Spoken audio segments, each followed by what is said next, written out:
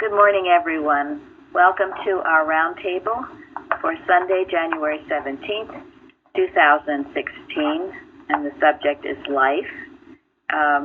The golden text is from Romans. The Spirit is life because of righteousness. We are going over to science and health part momentarily. I wanted to ask Florence, was there anything particular you wanted to speak about? I'll have to put people on. No, I think there's just stuff on the forum were very interesting. Some posts on the forum were good. Yes. Joseph, I don't know if you have it handy, but you have looked up the beautiful definition in the Webster's 1828 Dictionary of Righteousness. Yes. Can you give that to us? I have part of it written in my book, if you don't.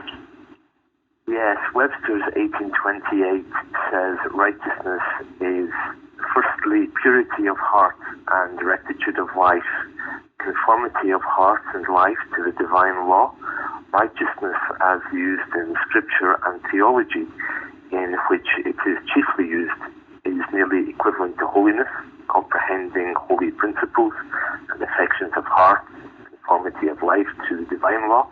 It includes all we call justice, honesty, and virtue, holy affections.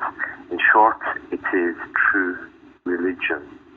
And then there's three other points as well. It says, applied to God, the perfection or holiness of his nature, exact rectitude, faithfulness, the active and passive obedience of Christ, by which the law of God is fulfilled, Daniel 9:7. And then it says, justice, equity between man and man, Luke 1:7-5, and the cause of our justification, the Lord our righteousness, Jeremiah 23:6. Thank you.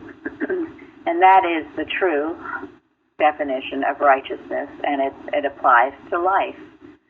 And we were talking about briefly a little bit about the self-righteousness stuff, which is actually the exact opposite of true righteousness, the self-righteousness where you feel you are right, and again, you have this selfhood apart from God. Real righteousness is in accord with God, purity of heart and rectitude of life, conformity of heart and life to divine law. So that's when you line yourself up with God, true righteousness. And it is true religion, therefore it can be expressed by anyone, anywhere. You don't have to necessarily have a title of a Christian Scientist. In fact, many don't. Yet they live a very righteous, pure, and good life. I thought also it was interesting the use of the word because here, the way it's translated. Did anybody think of what that really means here in this sentence?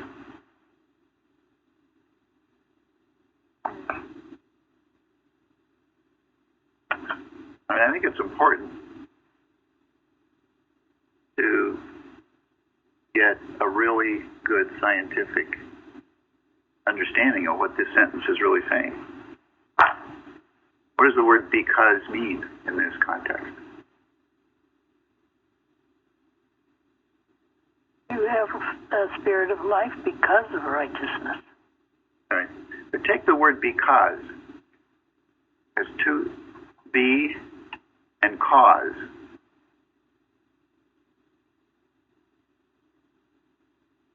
Could you substitute the word do as in D-U-E?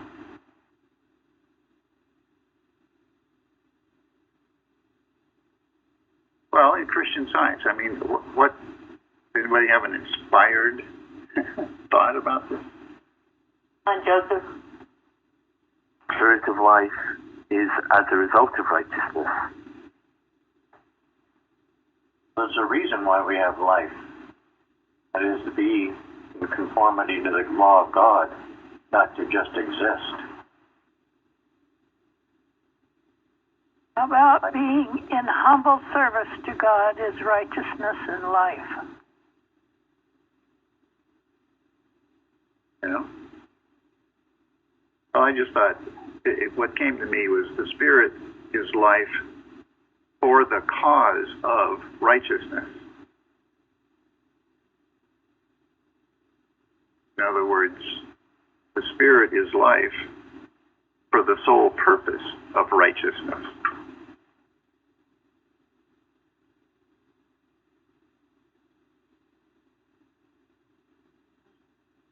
Cause. I mean, God is the only cause and creator, right? In fact, that's one of the subjects of one of our lessons. What is the cause for life?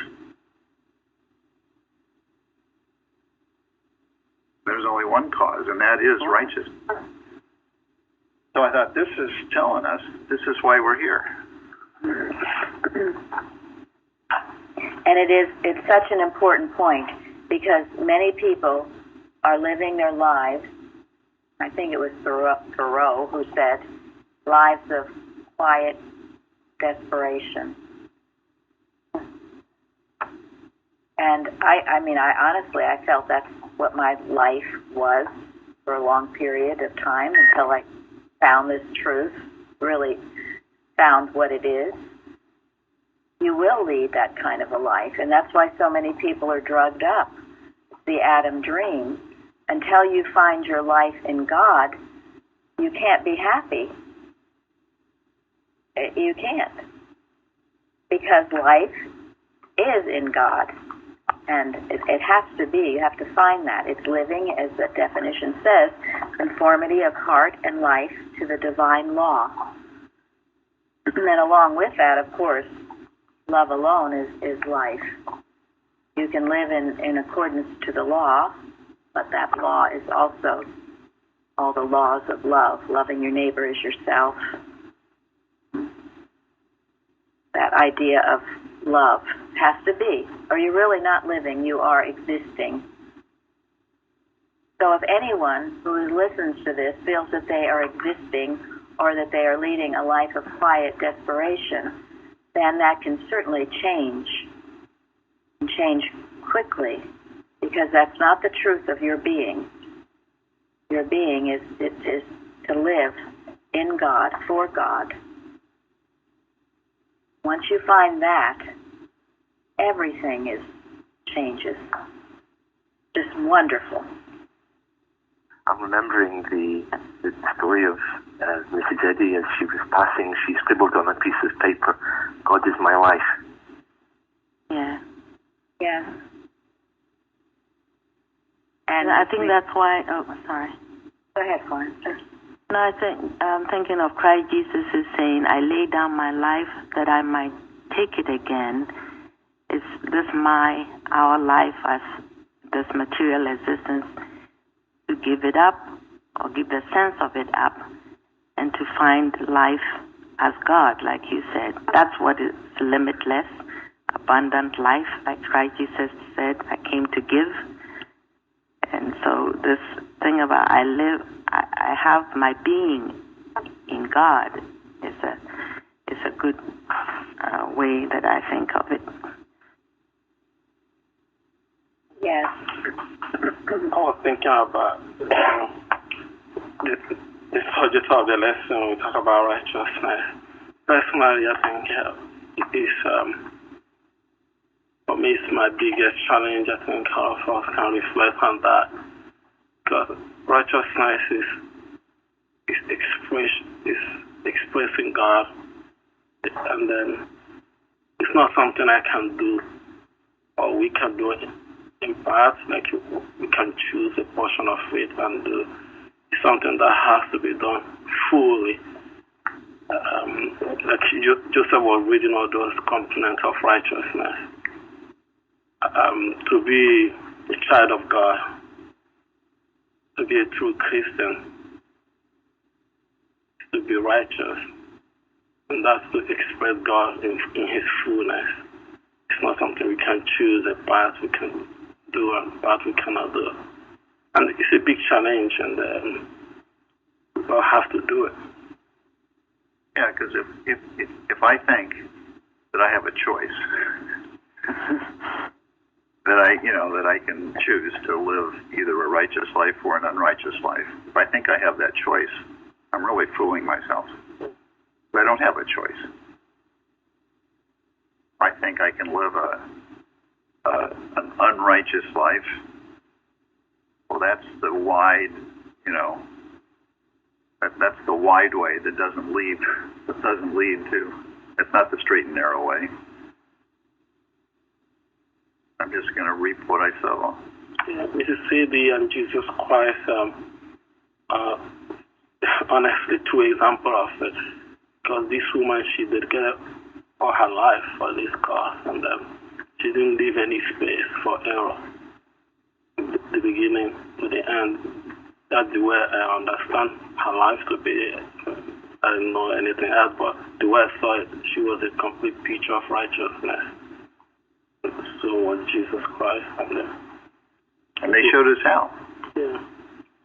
And they asked us to do the same for our own good. Yeah. Yeah, and Benjamin's point that you can't pick and choose. I'll be righteous for a few hours. I'll be righteous when I come to church or, to present a righteous picture to people. And then when I go home, maybe I won't be so righteous. You can't do that. I mean, maybe you fool some people, but you certainly will never fool God. God is not mocked. So it is always to live that righteous life the best that you can. The best that you can. And that's all God requires. And maybe some things you thought were okay, at one point in your life you will find you outgrow them. I mean, Tom would talk about that, things he once liked, Tom from New York. And then eventually they just didn't mean so much to him. You just don't do it anymore. It's a gradual unfoldment of good. It's not like people are grabbing things from you.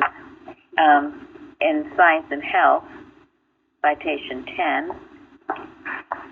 Zeddy says, the scientific sense of being, forsaking matter for spirit, by no means suggests man's absorption into deity and the loss of his identity, but confers upon man enlarged individuality, a wider sphere of thought and action, a more expansive love, a higher and more permanent peace. We need to shout this from the rooftops. Why?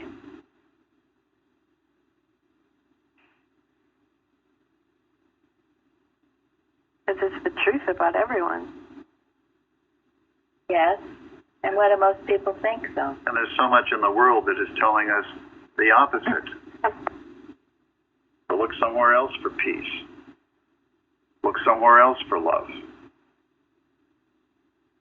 And sometimes people think they up a lot of stuff, and they're going to be entirely, they're going to lose. But you don't. You find it's better. That's it. They think you're going to have to lead a life of, nunnery or something. And give up everything that you ever thought was fun in life or good. And that is a ploy of the devil. That is absolutely not the truth. It's definitely not the truth. I've been here 2.5 years, and it's challenging and it's fun, and even when there's a hard time, there's always, you know that it will get better. I never had that before.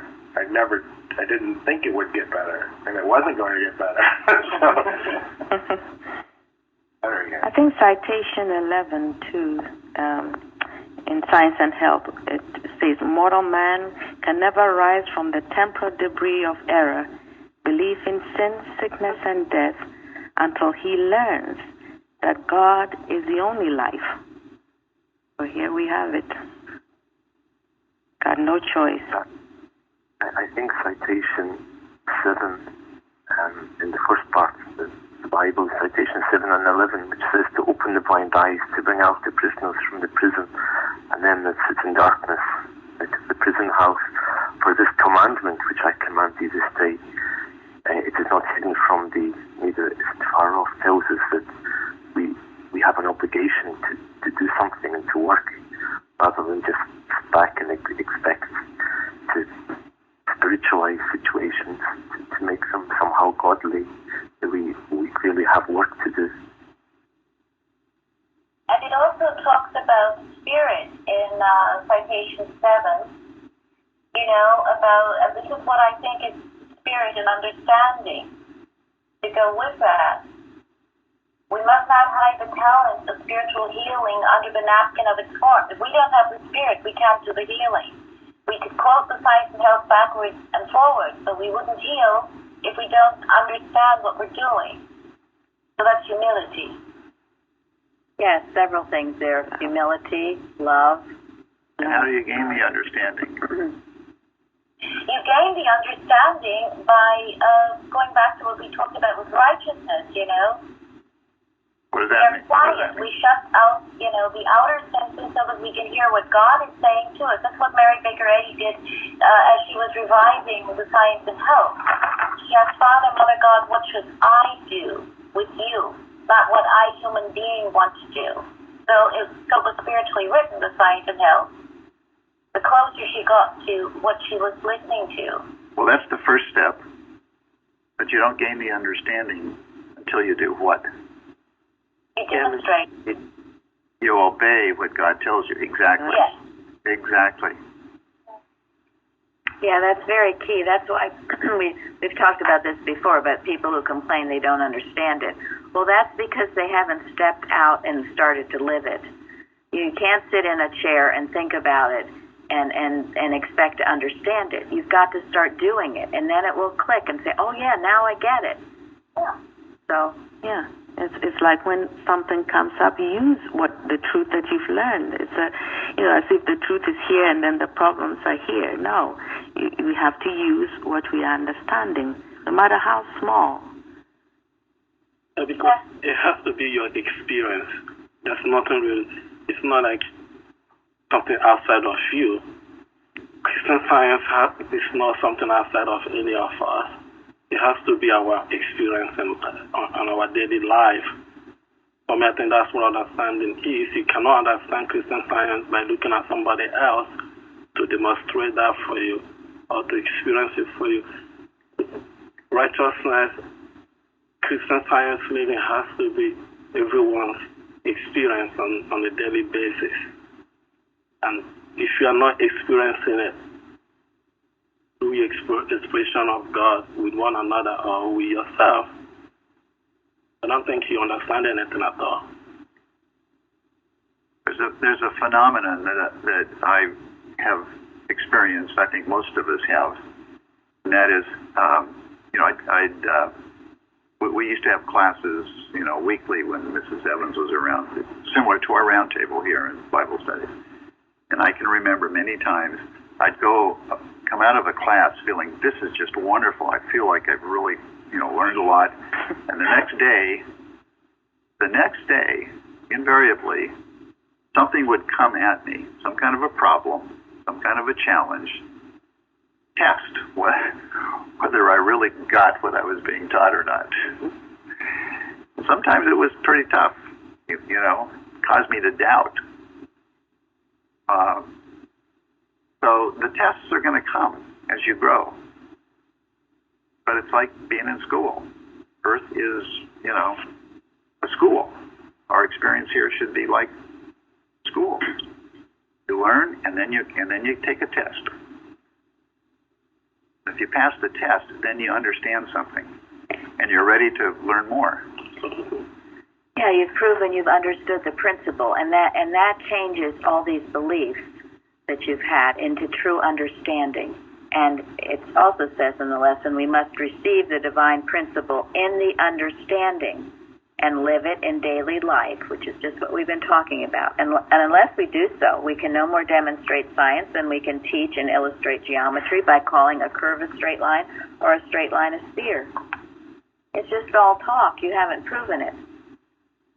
And so prove it. And you know what Benjamin said about your own experience. You're given your own experience. That's what makes you a unique individual. Someone going to say something?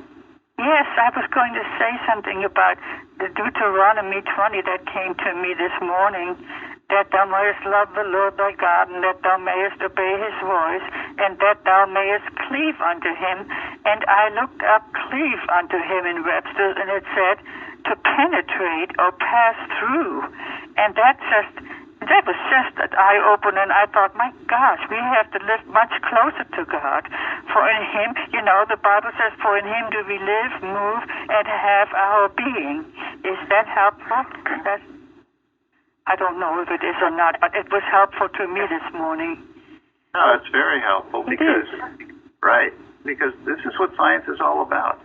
It's our relationship with God that nobody can ever take away from you. That's expressing your oneness, and your oneness is where you no longer think about God as something far off, but you know that you are good because he is good. You are wise because he is wise. You're demonstrating that oneness, and it does penetrate through. And be a part of him. Yeah, we're not God, but God expresses himself through us. And that is the safest place to be. I was thinking, if I go out on the street and I see a different picture than the picture that God sees, I'm not living a righteous life. If I see a sick person instead of a perfect man that God sees, how am I reflecting God? What is the righteousness in me at that moment? Well, if I wake up, I would say, oh my God, I'm not living it. Until I change that picture in myself. I'm not only helping myself at that moment, I'm probably healing somebody at that moment too. Because that's the only way I can help somebody across the street. That is wonderful, and that is so true. And this is where you have ample times and moments throughout the day to be demonstrating and using this truth. And you're either doing it or you're not.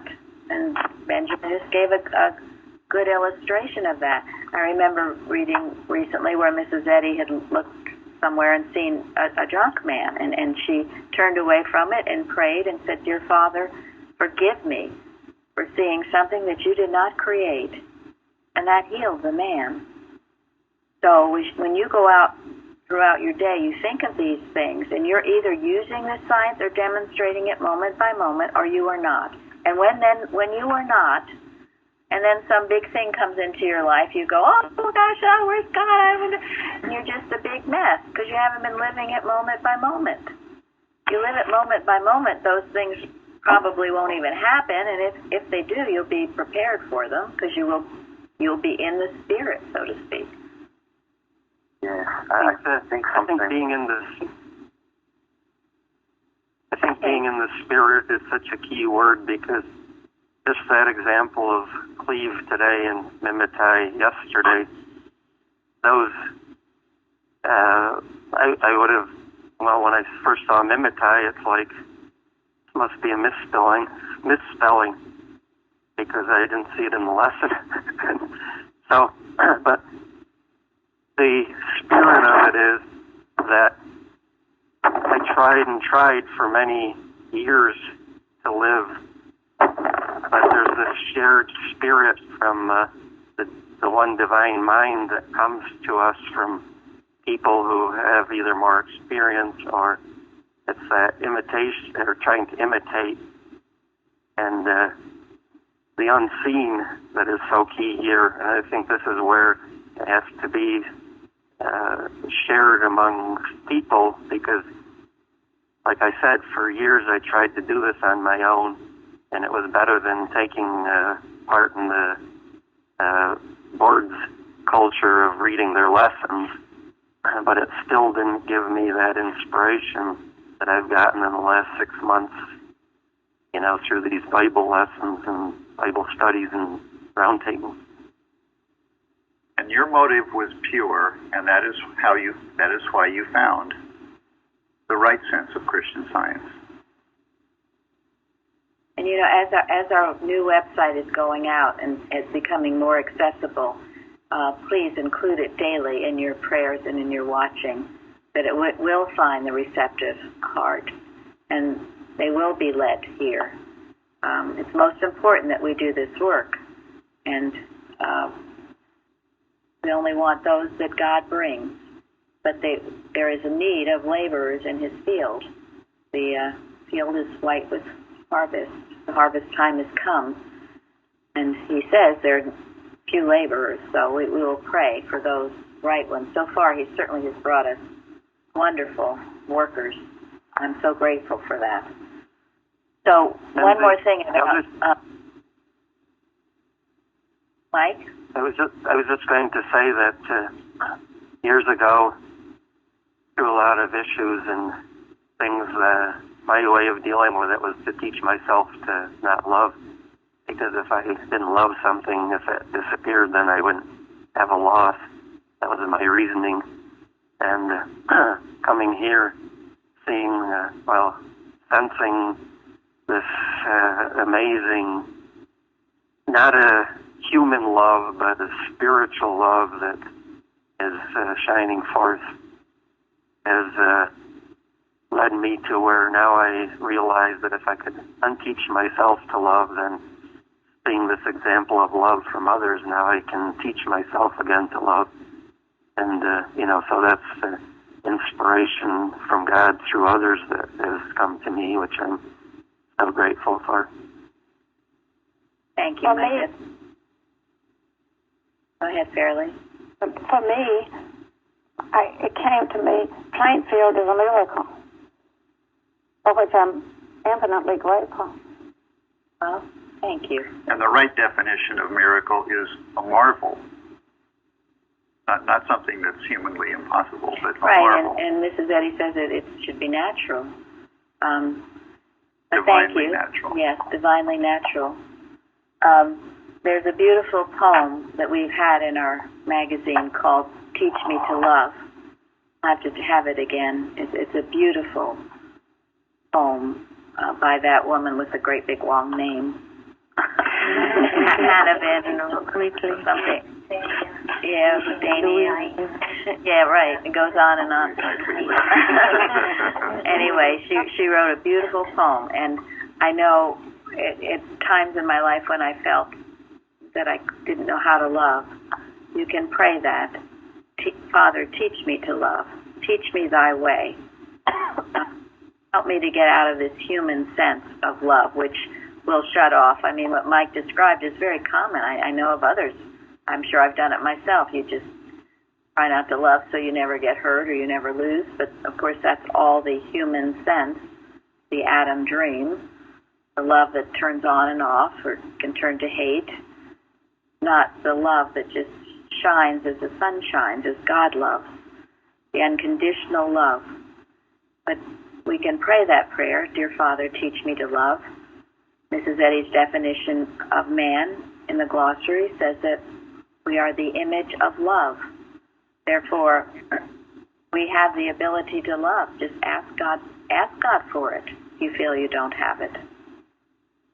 All of these things are it is. Or imitate his love. I'm always struck by the fact that Jesus himself, in the garden, when he asked if this cup could be taken away from him, and even when Lazarus died, his friend, the Bible says that he wept so much, even though he was about to demonstrate the marvel of bringing him back. Obviously, his sense of humanity was overwhelming him, and it proves to me that, as Mrs. Eddy described him, the greatest scientist that ever trod the globe, struggled with these things also. He cared deeply, and that caring also enabled him to whip the money changers out of the temple. He did it because he cared. If he didn't care, he wouldn't have done it. And he wept at that moment, not just because of Lazarus. He wept because the people around him still didn't get the message that he was giving them. He wept for all mankind. But they all still believed that Lazarus had died. That's why he wept. Because his love was so great and so divine. To get back to Benjamin and experiencing, each one of us has been given us individual experiences. And you must embrace those experiences, love them, and learn as much as you can about God through those experiences. If you don't, if you envy someone else's experience, or this is easily done, and this is why we make sure there's no personal worship. This is why Mrs. Eddy wouldn't allow it, where, oh, she's so wonderful, she's so great, or Jesus is so wonderful, and he's so great. Therefore, I have nothing to do except adulate another person. Now that is denying your own experience. Embrace your experience. You are you. You are individual. Do you think you're alone in this? God has given you your experience, and you can either, as they say, make a lemon of it or lemonade out of it. So take your experience. Love your experience. You're very foolish not to. And I've heard people who are always comparing themselves or this or that instead of loving their own experience. You can love your way out of anything. Love is the liberator. So take your experience and know it's divine. It will lead you to all good if you love it. And that's in the lesson too. I have to find it, but she talks about this task, the human self must be evangelized. This task God demands of us to accept lovingly today, and to abandon so fast as practical the material, and to work out the spiritual, which determines the outward and the actual. You have to accept it lovingly. You can't complain about your experience. I don't care what it is. We've all been given lemons. I don't mean to defame lemons, but in that sense of the word. Sometimes you get something in life that's not so great, but you accept lovingly. Okay, Father, this is a problem. You're going to help me work it out. I will learn from this experience. Sometimes the people who have been given the hardest knocks do what? The best. Yes. The most. Look at Paul. Look at Paul. I mean, what does Mrs. Eddy say about trials? God's care. God's care. They are proofs of God's care. That's the way to look at them. Yeah. Your experience is unique. Love your experience wherever you are.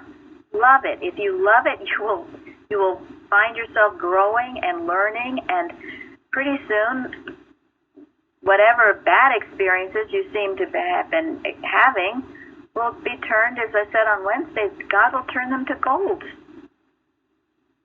But if you hate your experience, or you envy someone else's experience, or you adulate someone else's experience, you just stay where you are, or worse. Embrace in life what you have and be grateful for it. And God will turn it. The question is always, how does God see this, rather than how do I see it? How does God see this issue? It's what I find myself going back to this. There's some issue of experience or something I find difficult to manage or face. To remind myself that how I see it in terms of my senses is not accurate, but how God sees it tends to put things into perspective. Yes, and of course God doesn't see anything problematic at all. He sees perfection. And ask God, what do I need to learn? What do I need to see more clearly? What do I need to do for you better? That will always lead you aright. Because it's clearing the mist, isn't it? God's perfection is there. His work is done. He's pleased with his work. And if I'm not seeing God's perfection, well, the mist is getting in the way, and Yeah. I need to clear away the mist. When I first came here, I built a wall because I had an experience that hurt me. So I built a wall so I wouldn't love, and I couldn't get hurt. And I remember a practitioner giving me a rebuke, and I put the wall up. And then I realized that it was a blessing. So when I get a rebuke, I would say mentally to myself, thank God that she loves me enough to correct this. And that knocked down the wall. In every situation, I try to go back to that and see that it's love and it's a blessing. Thank you. Perfect. I want to talk briefly, too, about the terms absolute and relative, because yesterday we got into, how imperfect we all are. And it is in the lesson, imperfect mortals must grasp the ultimate of spiritual perfection slowly, but to begin aright and to continue the strife of demonstrating the great problem of being is doing much. So, at this stage, we can say we're not perfect, but as we know, God knows of us as being perfect, and when we work for ourselves, we should start from perfection, perfect God, perfect man, perfect universe, not some mortal struggling, but knowing right here and right now we are perfect. These are terms, absolute and relative. Mrs. Eddy uses them throughout Science and Health, and it's important to be aware of it. If you are dealing, you have to be mindful of your audience, too. Because if you're dealing with someone who knows nothing of science and you go around telling them you're perfect, they will think you're cuckoo. And scientists do that, so that's why I'm saying this. Or that you are sinless or whatever. You have to be careful with those terms. The story, we've told it before, but the woman who came in to Mrs. Eddy, who obviously had a cold, and Mrs. Eddy asked how she was, and what did the woman say? She was fine. Yep. She said she was fine. And what did Mrs. Eddy say? You're not fine. She said, you are not fine. Tell the truth about the lie. And I've seen that too, where you'll see someone, obviously, a Christian Scientist, in all kinds of pain or trouble or sorrow. I'm fine, I'm okay. Well, no, don't say that. You don't. You can't. That's silliness. It's not common sense, and it gives Christian Scientists such a name of dingbat, frankly. That was so. Just be mindful. We speak in various ways, and also when someone speaks, to understand the gist of what they're saying. Maybe they're not speaking in the absolute, but understand the gist of what they're saying. Or if they are speaking in the absolute, understand that too. I knew of someone, and actually she was a member of our church for a while. She's no longer here. Anyway, she told me when she was a child, she was raised by a father who was a Christian Scientist, and they were not allowed to use any words like death or sin or disease. They weren't allowed to use any of those words as a child. She never heard of it. She was shielded from anything that might appear to have died. So when she got into school, it was like, holy Moses. It was a shock. Now, that is taking it to quite an extreme. And so we are in this world, but not of it. And when we talk like that, we say it sounds otherworldly, and it can be a jargon. So we make sure that we know who our audience is and how we are expressing everything. We can all just say, well, and that is one of the peeves of the culture, where they go around and God is good and God is love and everything's wonderful. In the meantime, their house is burning down, all kinds of stuff is going on, and everything's wonderful. Well, no, it's not wonderful. It's not wonderful till you prove that it's wonderful. You don't just skip over all that. But it's time to also say that, no, I'm not sick. after you should have some understanding of what you're talking about. So then when Mrs. Eddy says that when the feeling comes that you're sick, you are to say, I am not sick, but you do it with understanding that you're talking about understanding. Yeah. Right. Mrs. Eddy gives us, in Science and Health, the complete truth of what God made. She also gives us a whole lot of help and useful guidance as to how to get from where we are now to where we clearly see and understand what God made. And some of us still have quite a ways to go, quite frankly, and I'm grateful for the relative statements that are helpful in getting me from where I am to having a better understanding of what God made. And that is truly the beauty of cant and purpose. And I've mentioned it many times, but you all should know it and be very familiar with those 3 stages she talks about, the 3 baptisms. So, we keep it real here. We're not otherworldly. We're real. Otherwise, it's intellectual. It sounds great on an intellectual basis, but that's all it is intellectuality. And Mrs. Evans used to like to say the only thing she ever learned from her teacher was that one statement, and that was, intellectuality is the bane of Christian Science. It's just all up there in theory. Lovely theory. The letter without the spirit. And it's a letter without the proof. Okay, Tom? So did Mary Baker say that? I'm sorry if I didn't quite catch that. No, it's Mrs. Evans' teacher, who was Jean Rowe Price. Oh, okay. That's interesting. Okay. Yeah, she said that was all she got out of her 2 weeks of class teaching. And all that she learned was from her feisty New York practitioner, Nana Ritchie, who was a healer. And that's where she learned the science. Not from sitting 2 weeks in class talking about it, but by her practitioner who proved it to her and showed her how to prove it as well. So, we were go ahead. We were just, in my 10 days in class instruction, we were just supposed to sit there and just write as fast as we could everything that we were told. I mean, there was no attempt to try to teach us anything. Mm-hmm. And how did that work out for you?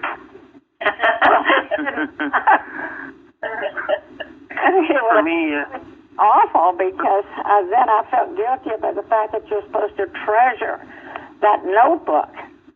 Mm-hmm. I finally threw it away. It gives you a little insight as to why Mrs. Eddy closed the Massachusetts Metaphysical College after only a few years, teaching thousands of people. Too many people were graduating thinking that they knew more than they did, and she saw that as a big danger to the movement. And we have found here that this weekly going over things is a very good way. Keeping your slate clean, bringing up questions and talking about the lesson, it's a good way to be learning rather than 2 weeks and then you don't see each other for whatever. I thought about that. Even the Principal College, I think it's operated by Christian Science organization. Well, no, it's not. It's not. No. Well, it's related to it, but why do they have Christian Science? But anyway, my point is... The people who established it call themselves Christian Scientists. Yeah. My point is the same thing goes to even the publications they have in Boston, like Monitors, all that stuff. In the beginning, I think it was for good purpose, but now I think what is going on now, if it's not producing more Christian scientists, because that should be the purpose. Any teaching or any school or publication, if it's not producing more Christian scientists, what's the need of it? Well, yes, and more spirituality, a greater understanding of the science, yes. That is the purpose of it. And if it's not doing that, then it's not doing anything. And we think it's why she, in the 88th manual, dissolved just about everything, unless it had her written approval for it. So she knew. But Go the ahead, thing Tom. about the Mike, go ahead. yes, the thing about the class for me was that it saved me because my teacher was excommunicated, so that's very interesting that she's excommunicated but still working within the guidelines of that whole structure of having classes and associations, etc. So I learned a lot, and it prevented me from probably being so lost that I would have abandoned Christian Science.